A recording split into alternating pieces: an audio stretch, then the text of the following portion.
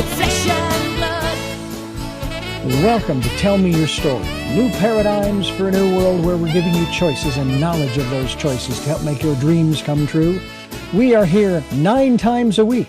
Sundays at 7 a.m. and 7 p.m., Monday mornings at 1 a.m., Wednesdays at 9 a.m., and Monday through Friday from 8 to 9 a.m., streaming live at all those times at richarddugan.com. We are on SoundCloud, iTunes, TuneIn Radio, Spotify, Stitcher, Player FM, as well as YouTube, where you can watch these conversations.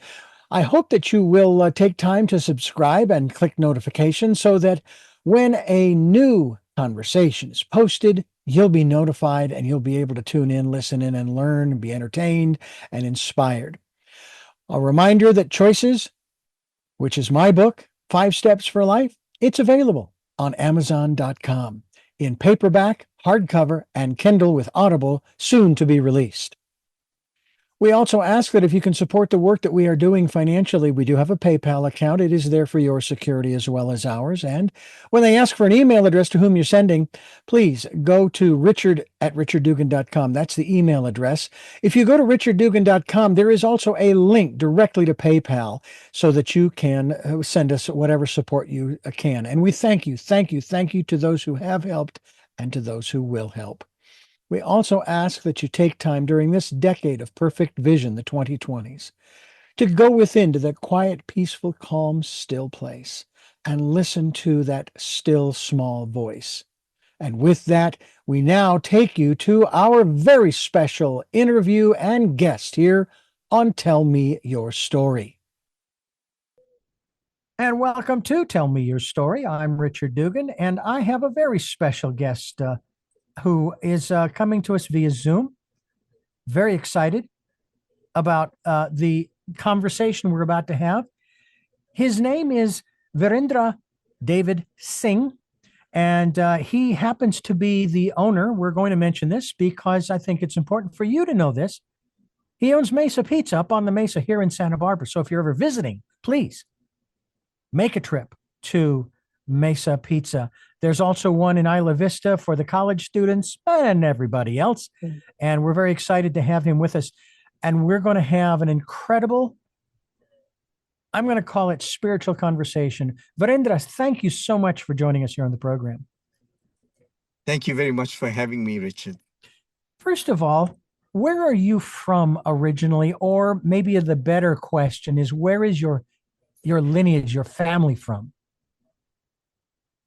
We are originally from India. My family's immigrated from northern India, which Punjab and Rajasthan are 2 states. Father and mother came to South Africa in the 1900s, early 1910s. They were part of the migration of Indians that went to different parts of the world, the Indian diaspora, which is the Caribbean, South Africa, Mauritius. And we landed in South Africa, and we have been there for about 130 years. And we've assimilated with the rest of this South African population, which comprised of the Dutch, the English, and the local Africans. So you have a very diverse and what's the word I want to use here? Rich cultural background that is from all over that part of the world, and a lot of us who have had our DNA checked, who are maybe 3rd, 4th, 5th, 6th generation Americans, we're starting to find out that, we're connected to this nationality and that one and that one and that one. And the thing I love about it, Virendra, is that we're beginning to understand how connected we all are. When you began your spiritual search, was that part of the search that you were on to, for yourself, verify and confirm, if you will, just how connected we all are? Well, firstly, regarding DNA, DNA we have traced the latest findings are all DNA life started in Africa. And from there, it went throughout the world. So for us to eventually go to South Africa and assimilate with that culture, everything changed in terms of our outlook in respect to the way we have interacted with the Dutch, the British, and therefore we don't call ourselves true Indians. But in terms, again, back to DNA, uh, we originally from India had a lot of DNA that came from Europe and England. As you know, the English ruled India for a few hundred years, and we have a lot of intermarriages and different reasons why we have a lot of British DNA in us. Um, and of course, European, the Aryans, the school of thought where the Aryans from Europe came into Northern Africa, Northern India, sorry, and eventually assimilated with the locals, and therefore we have different skin color, different languages, and of course, in India, the swastika is used to symbolize our very first most important books called the Vedas. It has four arms, and we have four Vedas, the Rig, Sam, Yajur, and Atharvaveda. And so therefore it's a very holy symbol. So when you say the quest and path, of course, part of that was how I would love to educate the West that a symbol like that, the second most important symbol within in India, within Hinduism, has been so widely misunderstood simply because of the use of the Nazis, not the Germans, the Nazis. But yes, and being in Africa and also understanding the Black culture, the history of the Blacks was fascinating. To talk about that, if we have time, will be very, very interesting. Oh, absolutely. And I do want to discuss that. That's all of this is so important. But what I want to get into at this moment is I want to talk a little bit about your spiritual upbringing, uh, and Very good. and then the growth that you went through, which sounds an awful lot like mine, at least in terms of the searching. Okay, so what was the first? I use the word philosophy that you were introduced to, maybe from birth or as a child.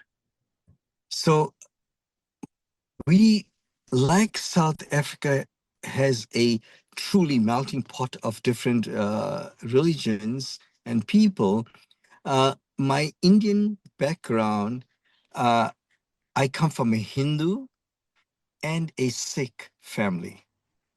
So while we practice Hinduism, we also chose to practice Sikhism. And the Hinduism that we practice, there are so many. Hinduism, we call it a philosophy, not a religion, because it exists as so many different types of sects, I will use the term. And Mm-hmm. the beauty part about each sect is that each sect, although worshiping different gods, understand that there's only one creator, and the creator manifests himself in all different forms. But there's also a sect that I belong to called Vedics or Arya Samajas, who believe in just Om without any idol worship. And that philosophy stayed within the parameters as written in the Vedas. Sikhism, which is the newest religion in the world, came up because of the distortion of Hinduism over time, and also the forced conversions of Hindus into different religions, forcefully and coercively, through coerce, um, reiterated the point that there is only one God creator. And so Sikhism and Vedic Hinduism is very similar. So that's what I grew up as. We grew up with my dad being also a Vedic priest, my mom also. And she was a Hindi school teacher. And growing up in Durban, South Africa, downtown, we had the great fortune of being around all different religious communities, namely the Muslim community, the different denominations of Christian communities, and part Black community that eventually settled close by. So my father would actually, on Sundays, there would be a old British woman who would come by and sit. My dad would give her a chair to sit on our driveway because she loved preaching about Christ. And we would get all the children together and she would tell us stories and excerpts from the Bible. And then question us at the end to see if we were paying attention and gave us sweets when we answered the questions right. Yeah. I love that. And then there was a Christian propagation center down the road, which my dad sent us to that one also. And there they gave us small pocketbooks of the Bible, the New Testament, the Old Testament. And when you memorize certain verses, they gave you a record player, which those days comprised of if you take like a pizza box. If you took a Mhm. pizza box and you added one more piece to it, so you created a triangle when open, and at the end of the triangle, you put a little metal needle, and you put a Mhm. the brown cover, and it emitted a sound. So we could Mm. hear all the stories of Noah's Ark and so forth in those records. So the more we memorized, the more records we got. So Monday was Ramadan, and it's also a very important time. Of course, we have Lent that's right around here, but in Hinduism we have Ram Nomi, which Ram of Vishnu, which is our creator. And so all this is happening this week. And when this used to happen in South Africa, um, the Muslims who would fast during this period of Ramadan and break it at sunset, we would all be part of the whole troop of kids who would stand and watch the minaret of the mosque. And once the light went on, it means you could break your fast, ran home with the rest of them to open fast and eat the most delicious foods. So we during a, a festival called Muharram, where they would effigies paraded down the street, and people of all religions will throw money into it and say a prayer. So, growing up with all that as a kid made us understand this really one creator in all different forms, manifest in all different religions. And we saw the beauty of all those religions. And that made me dwell into the deep philosophies of each of the religions in the broader sense of Christianity, in the broader sense of Islam and Hinduism, while still practicing Sikhism. Well, I will tell you that your experience, like I said, sort of it does sort of mirror mine from the standpoint of being curious. My first exposure to a different philosophy was when I was growing up, and next door to us was a family of Mormons. And I remember being invited to, I think it was Temple. And I thought, well, what the heck, you know? And plus the fact it'll probably count towards not having to go to mass today. Well, I was wrong about that because when I got home, my mother said, "Where were you?" I told her the truth. I said I was with the James at Temple. You know, I went there to experience that. She says, "Okay, well, get ready. We're going to mass." I says, "But I just went." She says, "It didn't count." Now, bear in mind, that's where my mother was then. She's not there now. She has a much more open understanding and appreciation for, and quite honestly, acceptance of these different philosophies and so forth. As a matter of fact, my parents have shared with me the fact that they, and before my father's passing, I interviewed them back in 10 years ago, and they basically both acknowledged that they have no interest whatsoever in organized religion.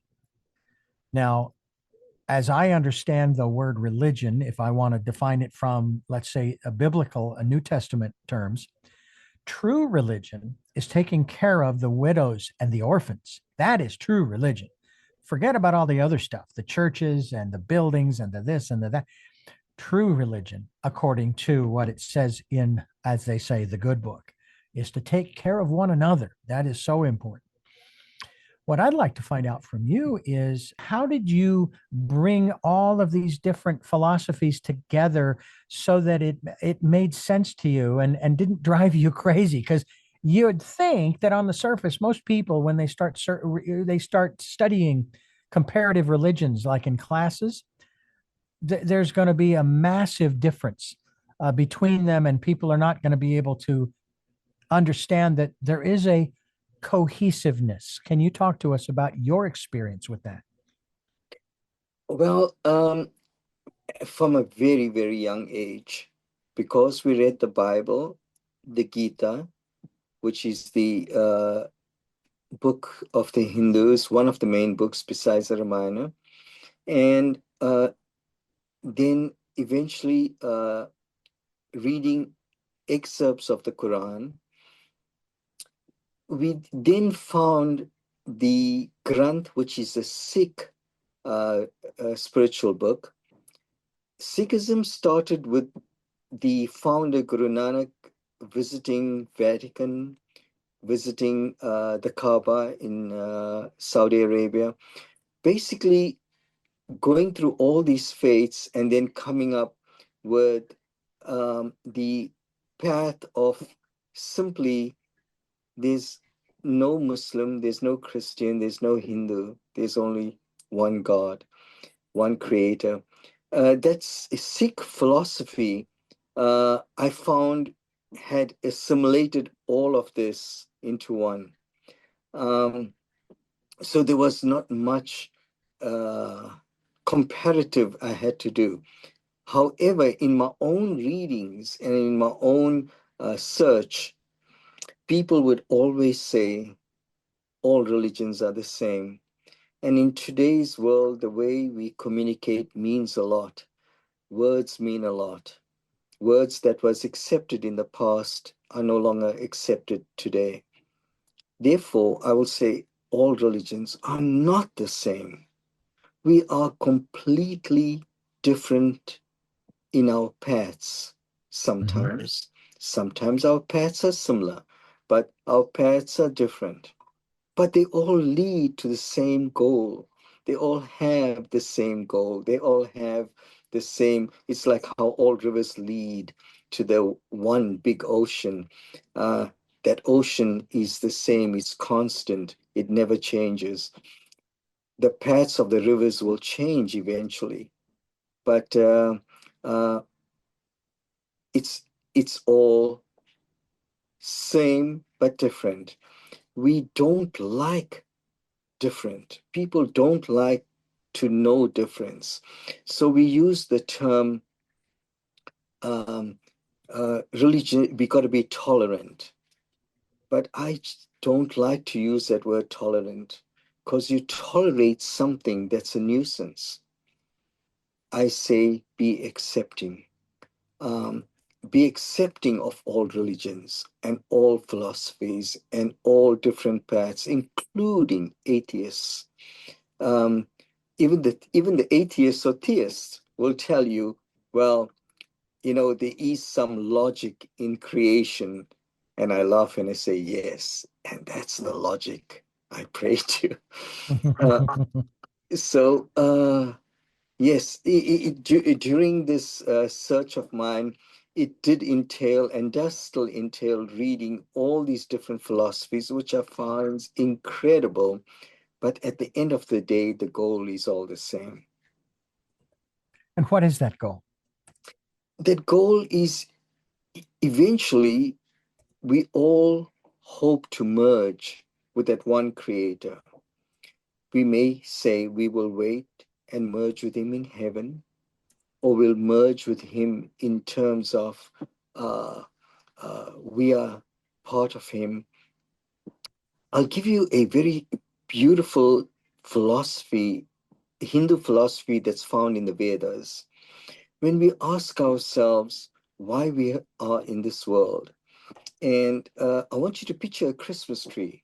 And on the very top of this Christmas tree, there is a owl sitting. And this big majestic owl eventually opens its wings and flutters its wings.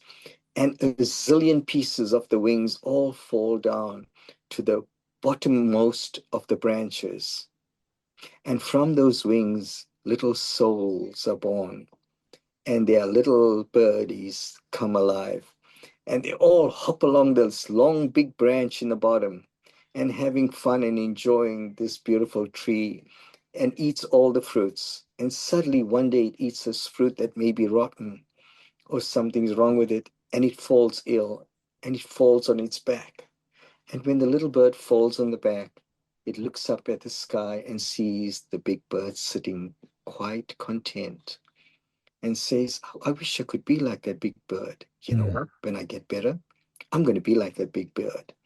Well, the little bird eventually gets better and starts hopping around and acts like the big bird for a little while, and then forgets and enjoys life until he eats another rotten fruit and remembers the big bird again while it's on its back and sees the bird and says, "No, next time I must do more and be better." Well, the bird continues to do that and eventually does do more of what he thinks he should to be like that big bird, and eventually closes his eyes forever. But when he closes his eyes and he jumps to the next branch. Now, this is Hindu philosophy, but the branch above it is a little shorter, and he goes through the same process in life. And each time he goes and to the next branch in his next life, he becomes more wiser, and the branch gets shorter and shorter and shorter. And through after many lifetimes, he's just below that one big bird. And at that point, he has attained self-realization. He's super conscious of who he is, the divinity within him, because in our philosophy, we believe we all are divine because we're part of that big bird. The big bird is divinity, and therefore we are divine. Mm. And on the last day of that bird's life, on the final branch, it jumps up and it disappears into the big bird. It merges within the big bird. Mm. It was never different. It was always part of that. Now, I have a good friend here in Santa Barbara that I've been working with and meeting for coffee and so forth, who every Sunday he calls me in the morning to see how things are going and check on his project that I'm working on for him. And then starts to tell me about all of the places that he's going to today. And he's going to start out by going to mass at St. Barbara. And then he's going to go to the Hindu service or ceremony. And then he's going to go to another faith's service or what have you, and so forth and so on. And he doesn't necessarily believe all that each one of these, espouses, but he just likes going. And I think he likes going more because of the community, of the connection. And I know that even within the Christian philosophy, that is one of the, I suppose, not edicts, but it's one of the things that is encouraged, that people come together and, and worship together, and pray and meditate and so on and so forth. It's based upon, I think, another passage where two or more are gathered in my name, there I am in the midst. Beautiful. And it talks about, of course, the fact that we are all members. It even, in the philosophy, it says we are all members of the body. Now, there's referring to a specific and literal body, and that being of Jesus. And I'm not going to state either way whether that's true or not. That's the philosophy. And I find it interesting how we went through a period of, I guess, 2 years, maybe going into 3 years, where we were all separated from one another, at least physically. And there are those who say that this caused great mental instability in our society. And yet we had this opportunity. You and I, for example, the technology that you and I are using right now was available then, that we could at least connect visually and auditorially. And to me, that's a big deal. It's got to count for something, to where at least we weren't really alone. And there was even someone who came up with the phrase, we're all alone together. And I thought, okay, That's beautiful. sure, absolutely. We're all alone together. Community is really important in all of these different philosophies. Connection, and even if it isn't actually physical hand clasping or hugging or so forth, being in the presence of other people is important, isn't it? It is part of what we as human beings, even on the spiritual level, are all about, isn't it? Absolutely. We are made not to actually live in solitude. We need each other. We need community. In fact, in the philosophy of Sikhism, we use the term sangat. Mm-hmm. Its community is very important. It's not just spiritual growth; it's individual growth. It is the importance of also nurturing your soul with simple things like happiness of meeting a friend, of being around people who share the same views or values as you, and enjoy it. We are not meant to be isolators all our life. Now, how isn't that so different from different philosophies like Buddhism, where as much as in Buddhism, uh, as it negates, which people don't understand this or don't never thought about it negates a lot of the philosophies of Hinduism. In fact, Buddha was a Hindu and realized the path that he wanted to use was different. So Buddha's path is searching within, and you'll find the answers all within. And of course, get rid of ego and attachment, and the world is full of suffering. Mm-hmm. And certain philosophies of Hinduism will tell you, okay, we got to now search within. No, you don't need to go and look for a mountain or a forest to sit and meditate to look within. Mm. Today, we can do that even amongst communal groups where you sit and meditate. You don't need to be alone. In respect to the what you said about Jesus and the different parts of the body, um, Krishna is the most important deity in the Hindu spheres of God. He vocalized the Gita, which is the most important book. Within the Gita, one of the most important things he spoke about was the four castes, which is the four societies of people.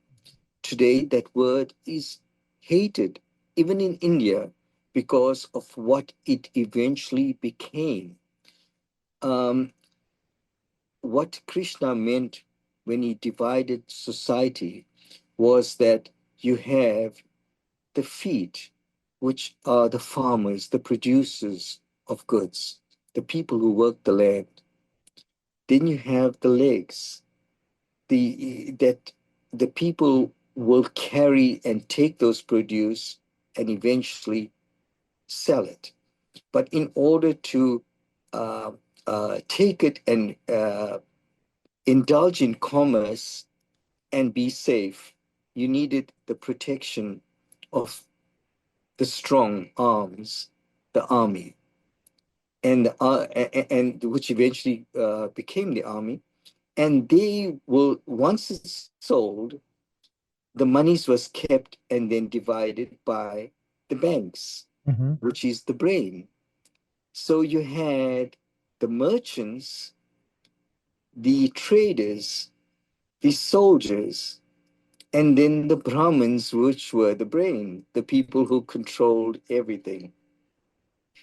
But what was the most important of all different categories or classes of people, not in a negative way? The most important were the growers. Today, even within India, they are regarded as the lowest caste because they brought money, of course, is so important to people that people give it importance and therefore give the Brahmins, who not just control money, they control religion also. And then you have the Brahmins, and the arms are the caste of people called Kshatriyas. They are the soldiers. And the traders are called Vaishyas, and the feet are called Shudras. And within that class caste, there's many subcastes till you find the so-called untouchables, sadly enough. I'm bringing all this back to what you just spoke about, the time when we all were isolated. Mm-hmm. Those untouchables and lower castes, which were always ostracized or kept separately, all became one during COVID. During that time, when they realized these people are the ones who clean and do all the hard work and keep society functioning, are truly the most important people, like they were during when Krishna enunciated the Gita as the four different castes, the growers, the people down working the land are the most important ones. Well, COVID brought that, lots of those different divisions among society, brought those people together, and COVID showed us that we are not born and bred to be individuals and and live. You can't live and sustain yourself just by yourself. And uh, that was one of the good things about COVID. It brought people together. It actually did, and it was quite remarkable how it did that. Um, I I do remember it was now some people will use a different, I don't know, a different calendar or a different way of calculating. What I do remember, it was on the anniversary of my becoming full time at the radio station that I work for. So that and it was also St. Patrick's Day. That's Mm, when the government shut down the country. March 17th. And Mm, yeah, and yet I continued to go to the station. I mean, because I was the only one working there. And of course, then we started using, at that time, I think it was Skype, and then we switched over to Zoom yes. and so forth. And It's very interesting how I found so many people who wanted to get upset and blame. I'm not even going to say who, but they would blame someone else for the dire straits that we were in. We were being lied to. It was a conspiracy. It was this, it was that. And it's like, you didn't have to stay. And many people didn't. Now, when they shut the country down and they told us what the deal was, as far as they knew, I thought, you know what? If we do what they ask us to do, we'd be done with this in 3 months. It'll be over. However, we didn't, and it wasn't for whatever reason. And and I'm not gonna speculate on any of that. All I'm getting to the point is that we still had, and many people did exercise their free will to do what it is that they wanted to do. And I would hear that, they're usurping my First Amendment rights. And I would respond to something like that by saying, well, that's interesting because they have no control over my First Amendment rights, let alone my own personal human rights, and also my spiritual rights. I'm exercising them by doing the things that I have been asked to do that are not burdensome. Washing my hands? How is that burdensome? Staying 6 feet away from someone? How is that burdensome? Wearing a mask? Okay, that might be because it does make it a little difficult to breathe in some instances. But I often think about that when it comes to this whole spiritual construct, if you will, uh, in terms of the freedom that we have as spiritual beings. And when I say that, and I would love your take on this, Virendra, liberty and freedom and sovereignty and all of those things are fine in this world.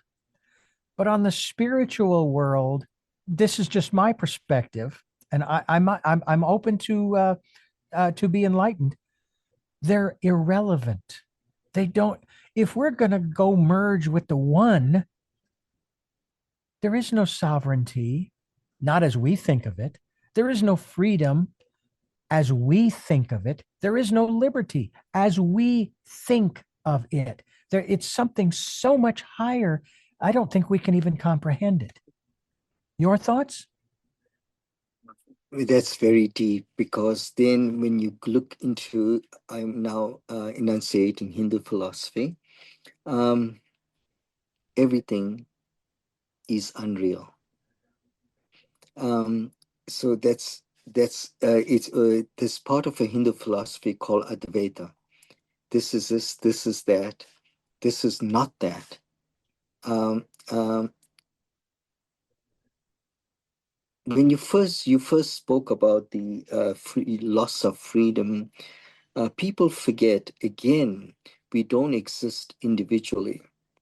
When issues occur, there is a collective responsibility which we all have to adhere to. As much as we have our own rights and our own, uh, we feel that our liberties are being transgressed if certain things are done to ourselves.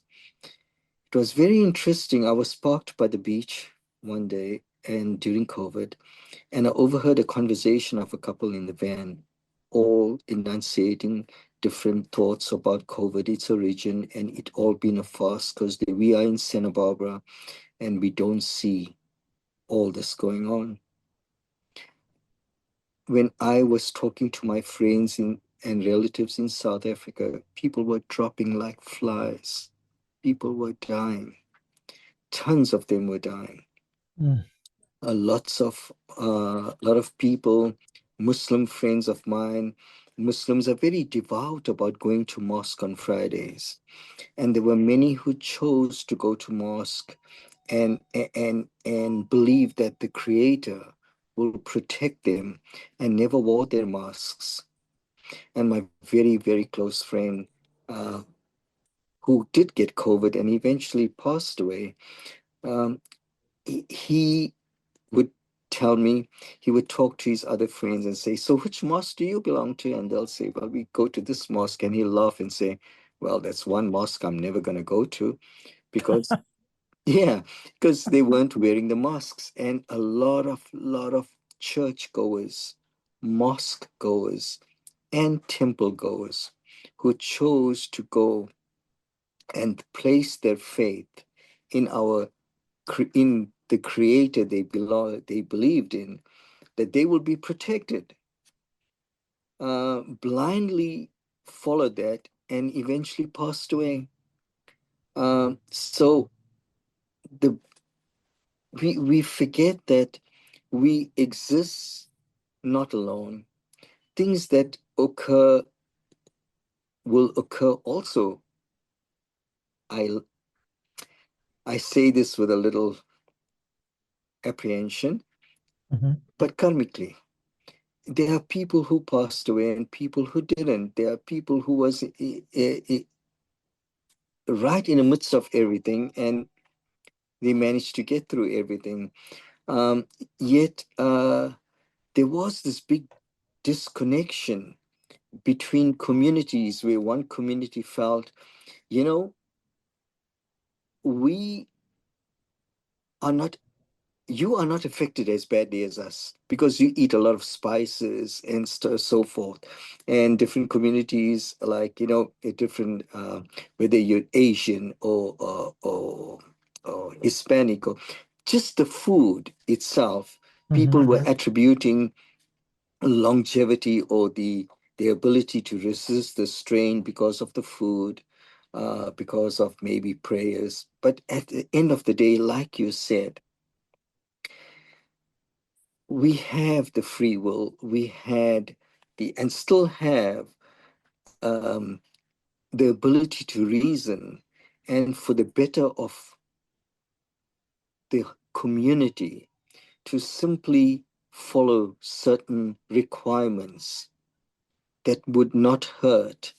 Um, People should be able to be think consciously, collectively, for the betterment of the community and not just Mhm. themselves. And if they feel that maybe it's not true, you need to look outside yourself. Santa Barbara, we are living in paradise. We don't see so much that goes around the world. But if you did at that time, and Richard, even now, right now, um, it's coming back with a vengeance, except it's not seen and known as the uh, um, end of all. It's a very bad form of the flu. Um, Yeah. so I think what I'm trying to say is we have to be socially, collectively responsible in our actions. I am curious. I want to get into some more of this as we continue here talking with Virendra David Singh, and we'll do that as we continue here on Tell Me Your Story. I'm Richard Dugan, and we are talking here on the program with I consider him a good friend because we've had just some incredible conversations over the course of the last month or so as I was introduced to him. And I'm very grateful that I was through the folks, Lisa and Chris Cullen, who had him on the program, talking about some of the things that he's involved in. And I was so intrigued by what you were saying that I said, I've got to meet this person. I've got to meet this man and hear where he's coming from, because it's just, it to me, what you were saying was so important. It just made a lot of sense to me. How you were speaking. Um, you do not hold to one specific philosophy, but you have combined elements of all of the philosophies that you, shall we say, hold near and dear to your heart. Uh, how does that manifest for you and your family? Um, Firstly, to have those thoughts and be in a country, in a place that allows you to not just have it, to practice it, to preach it, it's beautiful and it's not easily found, no matter what people tell you. Just to have everything you mentioned, just to be able to do that in this country is a blessing. Um, I'm going to digress a little. Mhm. When I held the first Indian festival, um, I invited all different religious sects to be part of this one group of spirituality that I designated the Oak Park for.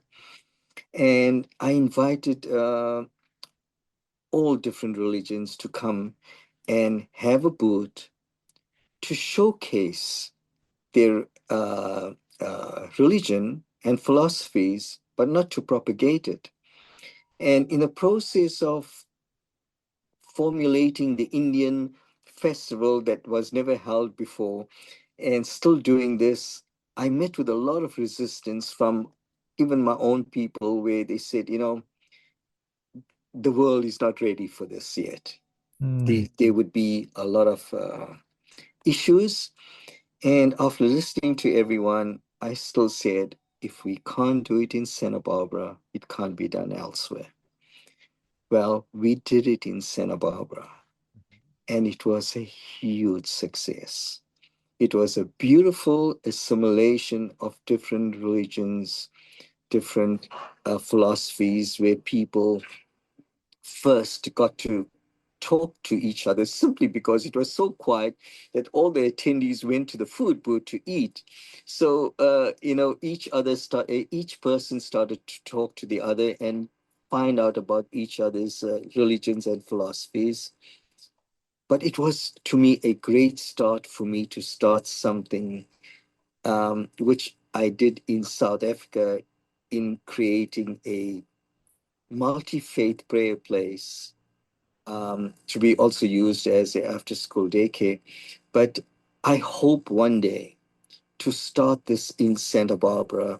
In fact, in my quest of trying to look for that, I did find a place downtown that hopefully I can get enough support to start this. But um, again, the ability to be able to have um, a society, to live in a society that's so welcoming of these philosophies, that's not judgmental enough where it can be negative.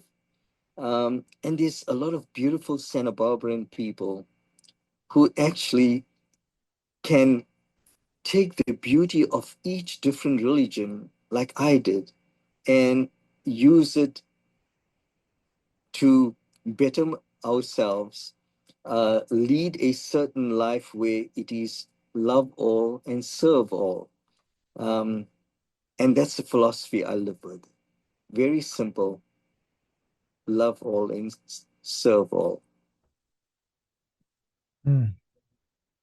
Well, I'll tell you that it is a remarkable thing that we have people who are open to this process of investigation.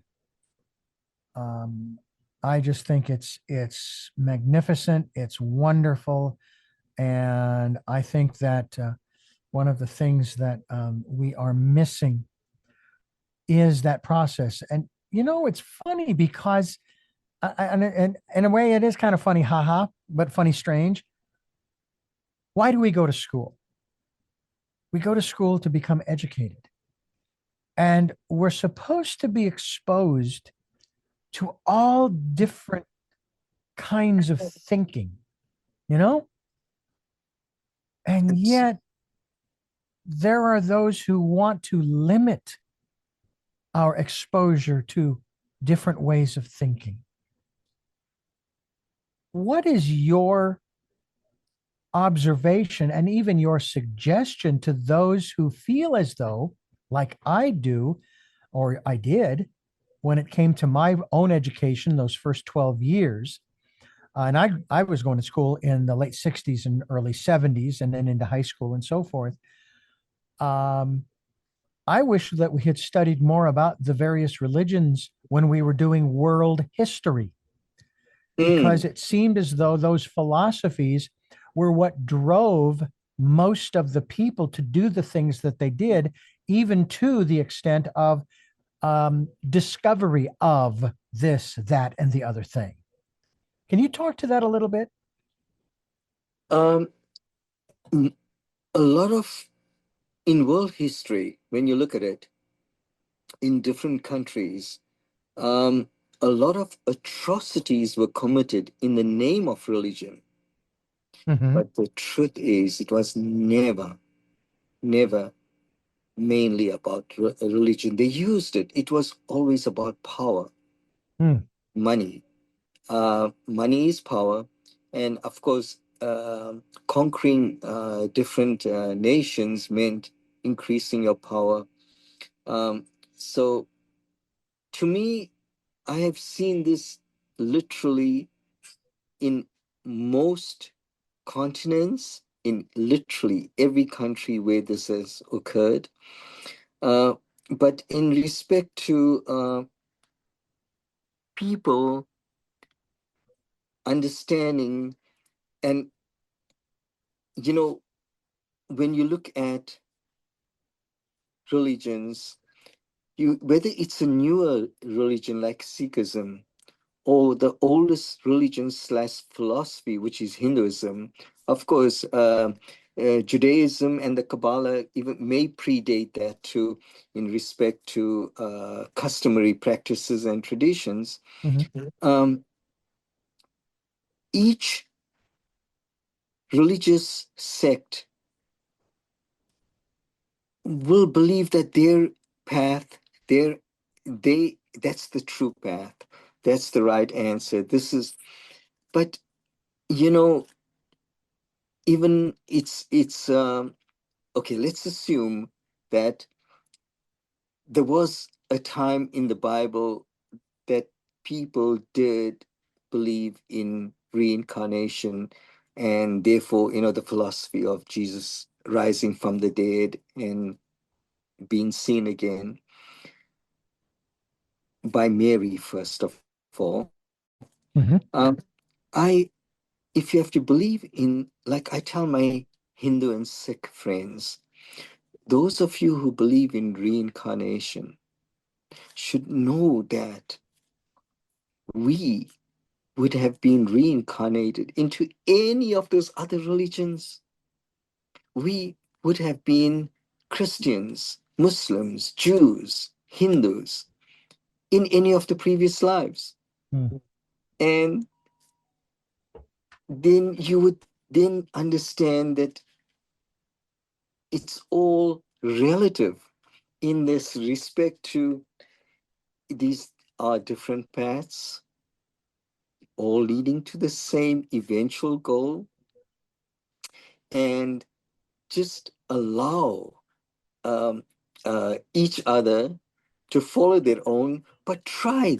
It's like restaurants, try new things. You may love a certain dish within there. You may love a certain philosophy within a different religion. Um, it may open your eyes and you may find the answer to a question that you have been searching deep within. It could be spiritual, it could be philosophical, it could be even social, but you will find the answer in any religion. Mm. Also, religions and have beautiful messages, simply like songs. Uh, the analogy I use very often is when we're very young, we sing songs that we love the melody, and the lyrics, we don't really relate to it. Um, like I'm gonna just digress and say, Bee Gees, how can you mend a broken heart? Mm. It's sung in such a sorrowful way, and of course, We sang it so, like this is the Bee Gees, this is the 70s. But then one day you date or you lose someone and your heart is broken. Mm, You will sing the same song or you'll listen to it and it'll mean so much more to you. It is at that time, even within Buddhism, we say you reach a stage of realization, yeah. self realization, where the message has come to you in a certain point in your life Hmm. that you are ready to receive it. Ready means you are in that circumstance while experiencing certain things in your life that suddenly the light goes off and oh my God, Mm. yes, you can relate to it. Every religion has that.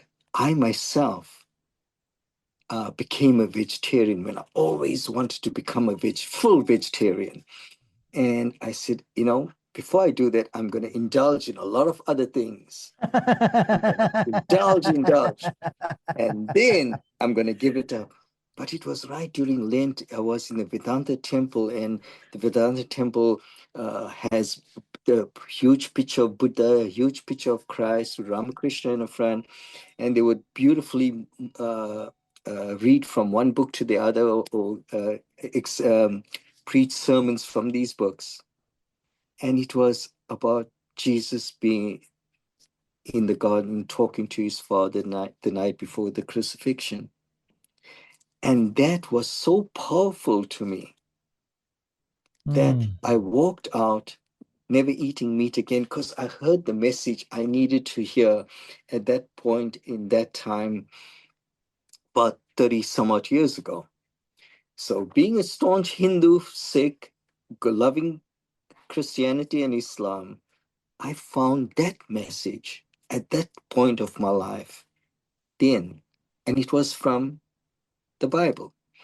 So, I urge you all, everyone, look at all of these philosophies, these religions, these paths of spirituality, and you may be so lucky that you will find what you're looking for. And you know that that is a beautiful message, especially from the standpoint that I learned early on that you will find whatever it is that you are looking for. But this was the context in which I discovered this. There were those who, when I was working for the Christian radio station, who were always talking about the devil, this and the devil, that, and so forth. And I remember someone that I was close to spiritually, and we would talk about these kinds of things. And he basically said to me, he says, you do realize that whatever it is that you're looking for, you will find. In other words, if you're looking for the devil under every rock, guess what you're going to find? The devil.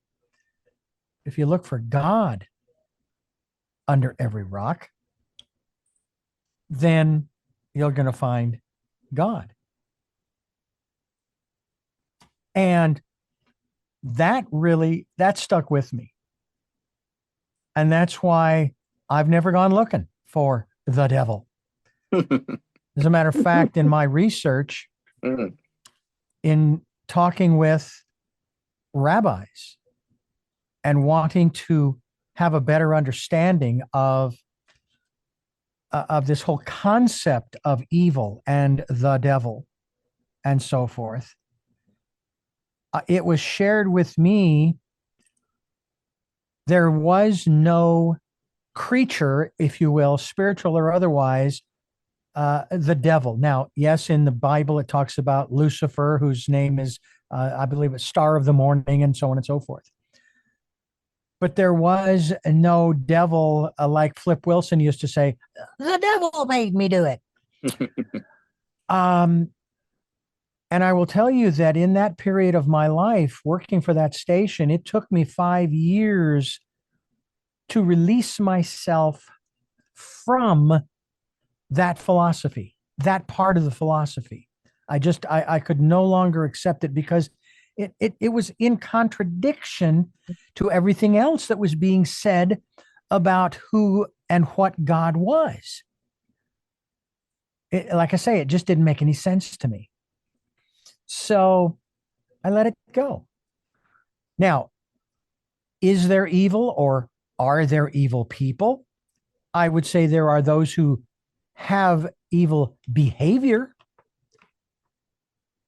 but in terms of them being manipulated by some external force, I'll be honest with you, Virendra, I don't know. I really don't know. I can only say I believe. So, that's what I believe. So I don't know about you and your philosophy in that context of uh, who and what God is, or the creator, or the divine, and or whatever other name these other philosophies bring up. I'm curious where some of these. Is there such a thing as evil within the context of Buddhism? So you brought up so many different facets of questioning. Going back to picking up rocks, we believe that whatever you think about, whatever you consciously or even subconsciously put out, it'll manifest, and you can manifest. And therefore, when you manifest, it will come true to a point.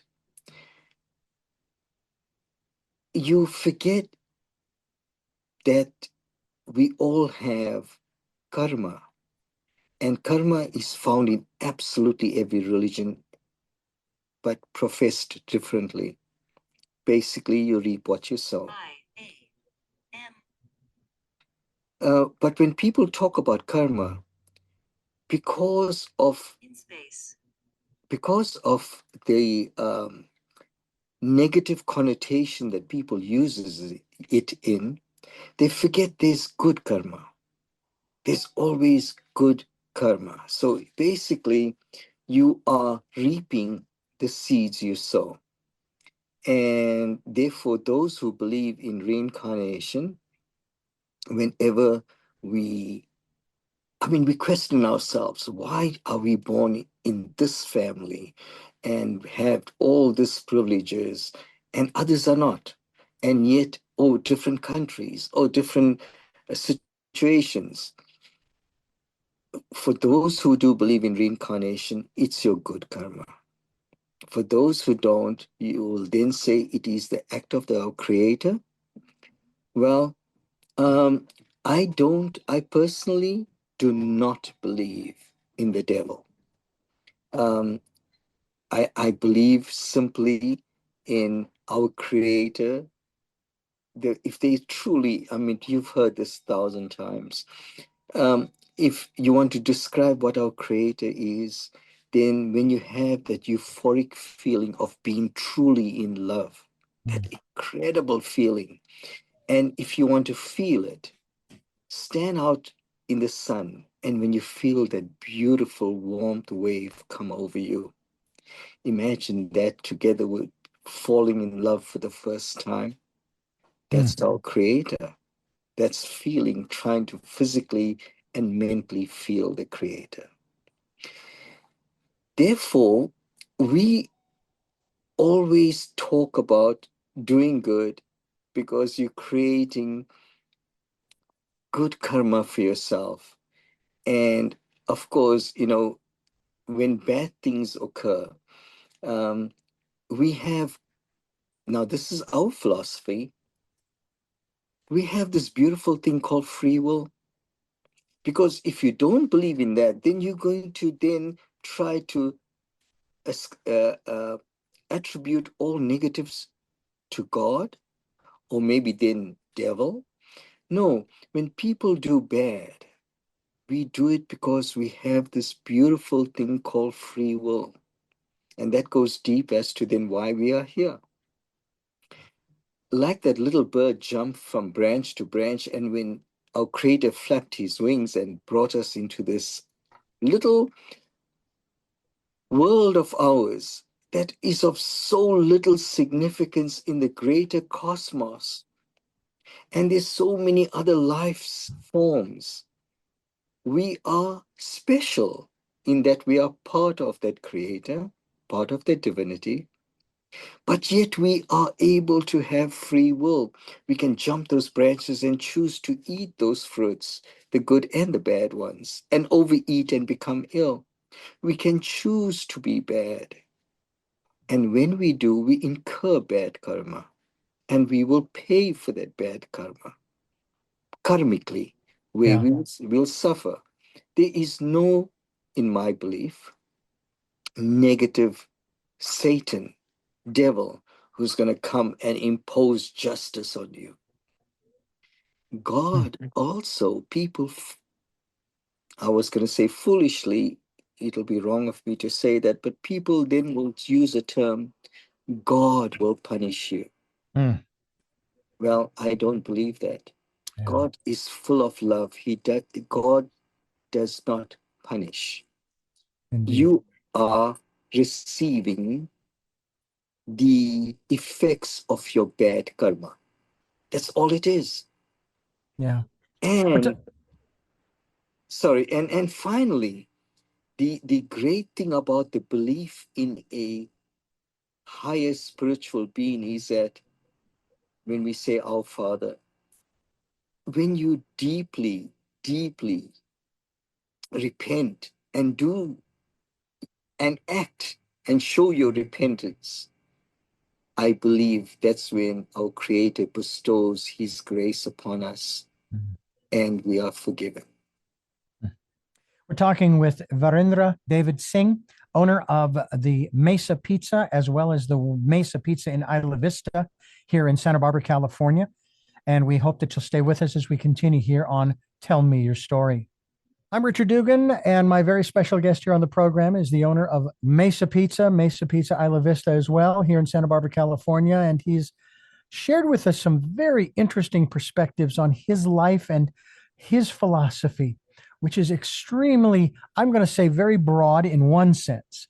But also, we've talked about some other things as well. And Virendra, I want to thank you so much. But before I have you respond to that, what is the meaning of your first name? A hero. Hero. I like that. I like that. And I love being associated with a hero. And I thank you so much for being a part of the work that we're doing here, trying to change the world, to bring forth new paradigms for a new world. We really do appreciate your time. It was truly my pleasure, Richard, and I liked um, uh, your journey, your very similar to mine. So I found that really fascinating when we first spoke, and I love the path that you have taken. Well, thank you very much. I appreciate that. I do have three final questions that I ask all of my guests. Before I do, let me first thank you for listening to and watching Tell Me Your Story, New Paradigms for a New World, where we are giving you choices and knowledge of those choices to help make your dreams come true. Sundays at 7 a.m. and 7 p.m., Monday mornings at 1 a.m., Wednesdays at 9 a.m., and streaming at those times at richarddugan.com. Don't forget about Monday through Friday from 8 to 9 a.m. And we encourage you to get the podcast on SoundCloud, iTunes, TuneIn Radio, Spotify, Stitcher, Player FM, Blueberry, iHeartRadio, Amazon Music, and many other locations. We're on YouTube where you can watch these conversations, and I hope that you will. And then we also ask that you take some time during this decade of perfect vision to go within and listen to that still small voice, which is an area that we're going to have you back to talk about here on Tell Me Your Story, Virendra, about our intuition. We'll talk about that on another program. We also ask that if you can pick up a copy of Choices, 5 Steps for Life, we would greatly appreciate that. It's on Amazon in hardcover, paperback, and Kindle with Audible, soon to be released. I know I've been saying that for a long time. but I have run into a little bit of a roadblock. It's called Amazon, and I have not been able to figure out their new format for uploading Audible or audio files, but I'll figure it out and it'll be available soon. Also, ask that if you can support the work we are doing financially, if you'd like to leave us a tip, we have a PayPal account. It is there for your security as well as ours. And we thank you, thank you, thank you for those who have helped and those who will help. With all of that being said, we, of course, thank our very special guest, and we go into those three questions we ask all of our guests. And the first one is, who is Virendra Singh? I I think I am in this lifetime. Um, I'm I was put into this world to be an ambassador, Hmm. more for interreligion. Uh, uh, uh, f- Sorry, from an interreligious perspective, I've been put here to show people the commonality and beauty of all religions and to bring people together. And to me, that is a passion that I have indulged in for many decades in very small forms, but will continue to do so in bigger forms. Well, we look forward to being a part of that as well. Next question is, what gets you up in the morning? The drive that I have for building my centers, hopefully again one day in Santa Barbara, a multi-faith prayer place with a after-school daycare for kids where the seniors and kids could join together, where the seniors mentor the kids in their uh, formal and informal work uh, experience, and also teach them all different religious philosophies so they have at their fingertips, um, the ability to look and choose the beauty of all, and they will then recognize the beauty in everyone. And finally, what was your best day? My best day. I hate to sound so cliche, but the best day was when I became a citizen of this country. Hmm. Well, congratulations. And thank you again for being a part of the work that we're doing here. Thank you so much.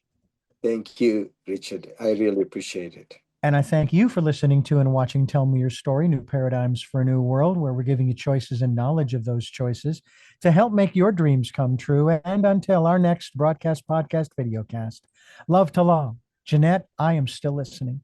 Dad, continue to be happy because I am. Smokey, I will see you on the other side. Mike, thank you for letting me be a part of your life. And to my dear friend Zorro, aho, aho.